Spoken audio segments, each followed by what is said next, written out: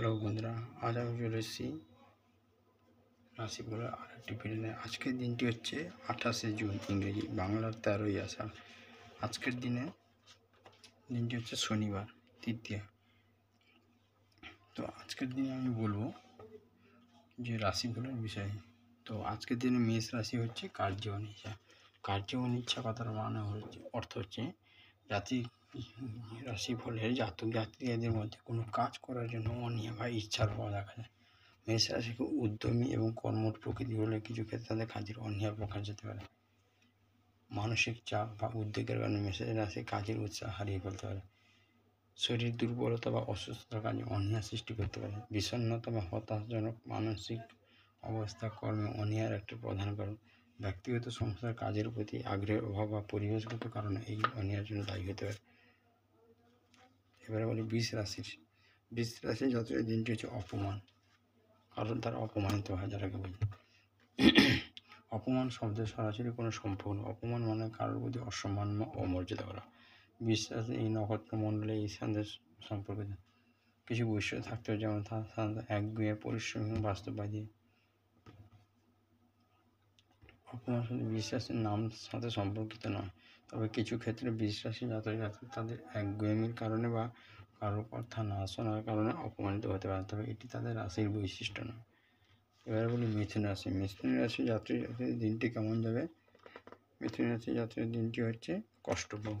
বন্ধুরা, কষ্ট বলতে মিথুন জীবনে আসা বিভিন্ন ধরনের অনেক কষ্ট বা সমস্যাগুলিকে বোঝায়। জ্যোতিষশাস্ত্র অনুযায়ী প্রতিটি রাশির নিজস্ব বৈশিষ্ট্য এবং জীবনে আসার সম্ভাবনা থাকে, এবং মিথুন রাশি জাতকের ক্ষেত্রে কিছু সাধারণত সমস্যা দেখা যাবে। এর মধ্যে শারীরিক ও মানসিক স্বাস্থ্য, অস্থিরতা এবং সম্পর্কের ক্ষেত্রে কিছু জটিলতা অন্তর্ভুক্ত থাকতে পারে। এখানে কিছু বিষয় উল্লেখ করা হলো যা মিথুন রাশির জীবনে কষ্ট সমস্যা হিসাবে দেখা যেতে পারে।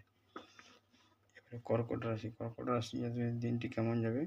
কর্কট রাশি হচ্ছে উদ্বেগ। তো বন্ধুরা, কর্কট রাশি হচ্ছে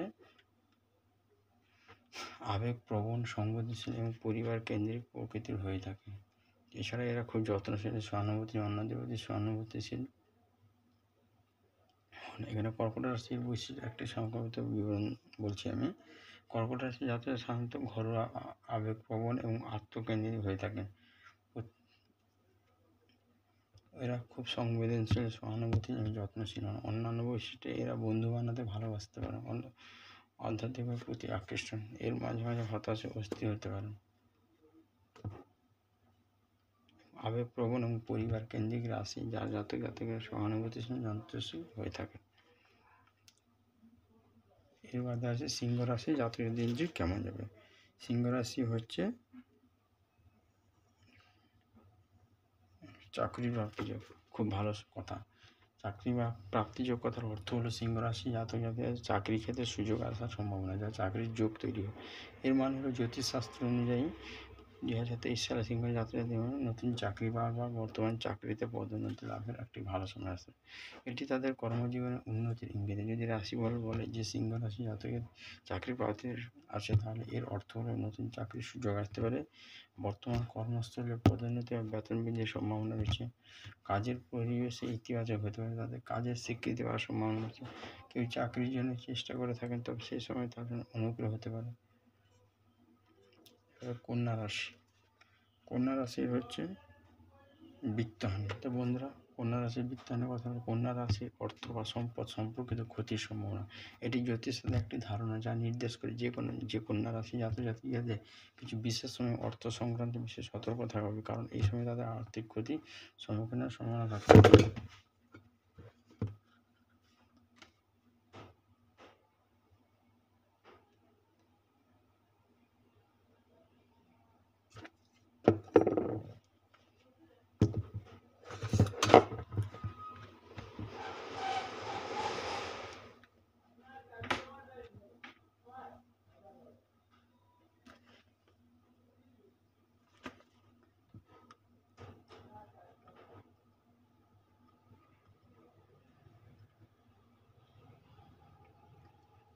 এবারে আসে তুলা রাশি। তুলা রাশির জাতকের দিনটি হচ্ছে রক্তপাত। বন্ধুরা, রক্তপাত একটি রূপক যা আলঙ্কিত অভিব্যক্তি, যার দ্বারা তুলা রাশি জাতকের জীবনে আসা কঠিন পরিস্থিতি বা মানসিক কষ্টের দিকে প্রকাশের দিকে বোঝানো হয়। এই আক্ষরিক অর্থে রক্তপাত বোঝায়, যা তুলা রাশি শান্তি ও সাম্যের প্রতীক। তাই রাশির জাতকদের জীবনে যখন কোনো সমস্যা আসে তখন তা মানসিক শান্তির উপর প্রভাব ফেলে, যা রক্তচাপের সাথে তুলনা করা হয়। আর স্পষ্টভাবে তুলা রাশির রক্তপাত বলতে মানসিক চাপ। তুলা রাশি যাদের সাথে শান্তি ও সামঞ্জস্য বজায় রাখে, তাদের জীবনে কোনো অশান্তি দ্বন্দ্ব থাকে তখন তারা মানসিক চাপের শিকার হন।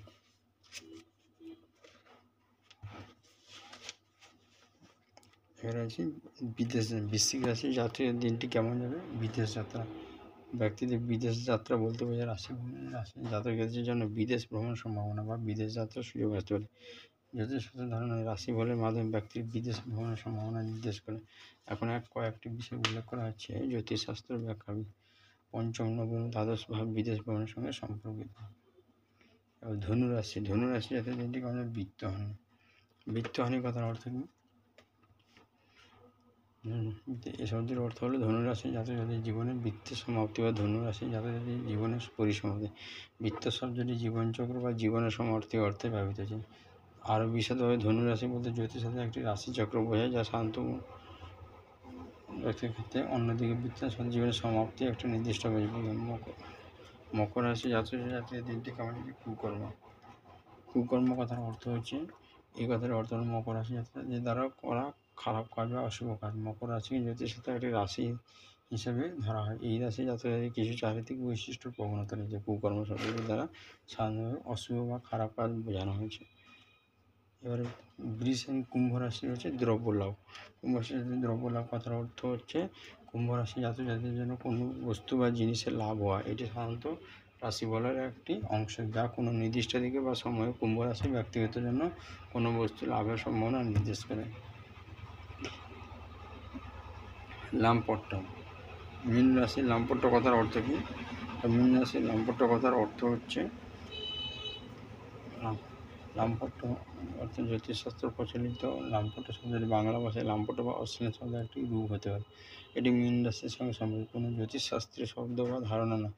সেখানে রাশিচক্রের দ্বাদশ রাশি, যা মাছের প্রতীক এবং সাধারণত সংবেদনশীল, সহানুভূতি, সৃজনশীলতার সাথে যুক্ত। লামপট্ট শব্দের মীন রাশির বৈশিষ্ট্য বা প্রকৃতির সাথে সংগতিপূর্ণ নয়।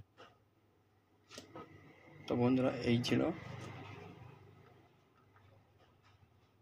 28শে জুন 13ই আষাঢ় শনিবার রাশিফলের বিষয়ে কথা বললাম।